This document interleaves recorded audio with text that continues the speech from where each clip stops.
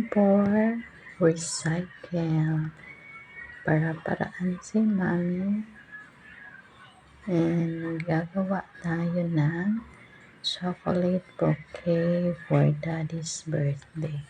Di naman talaga mahilig si Daddy sa bouquet.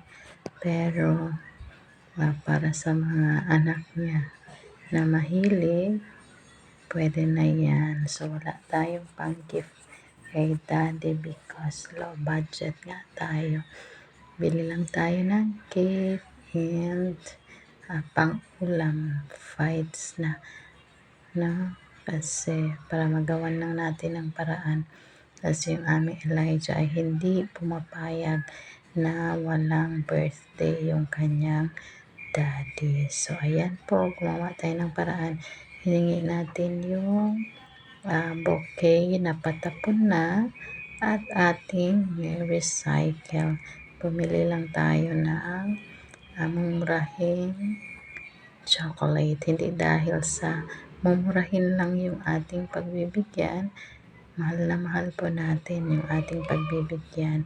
Pero dahil sa wala tayong budget, gagawa natin ng paraan. So, ayan, nilalagyan ko po ng tape yung stick sa chocolate. Yung stick naman ay nahingi ko lang.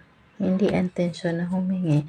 Ang intention ko ay bumili. Pero dahil 6 pieces lang naman yung kailangan ko, hindi na pinabayaran sa akin. Ibinigay na lang.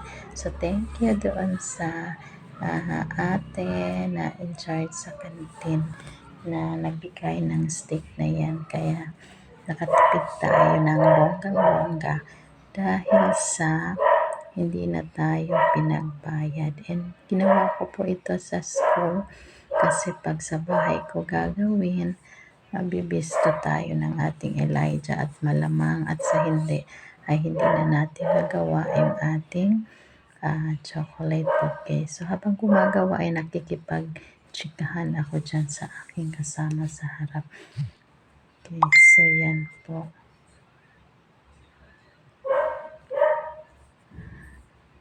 At kailangan natin nagawa ng paraan. Medyo matagal-tagal din yung inilaan natin sa paggawa yan.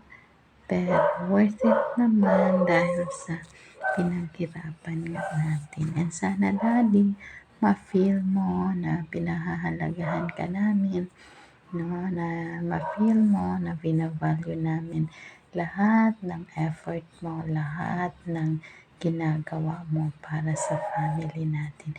And I thank you for all the effort, sa lahat ng tulong mo sa akin na hindi ako masyadong yan po, sinisimulan ko ng alisin yung dry na flowers mula sa bouquet. So, habang ginagawa ay nakikipag-marites po tayo dyan. So, dahan-dahan lang. Hindi naman tayo nagmamadali. And we had a lot of time to do it. No? Kahit simple lang, pero galing naman sa puso. So, gagawa tayo ng paraan para sa ating daddy. Required po ba magbigay? Noon kasi gift talaga yung binibigay ko. But nowadays na medyo nga nagtitipid tayo. So, ginagawa natin ng paraan. At least, ma-feel pa rin ng ating daddy na nag-e-effort tayo para sa kanya. Kagaya ng pag-e-effort niya para sa amin.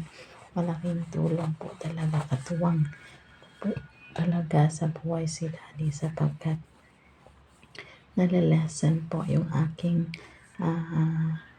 pagod, no? Especially if galing sa school. Pagdating sa bahay, wala na po akong ibang iisipin kundi ang Arriba. Anak naman mo kaon ani.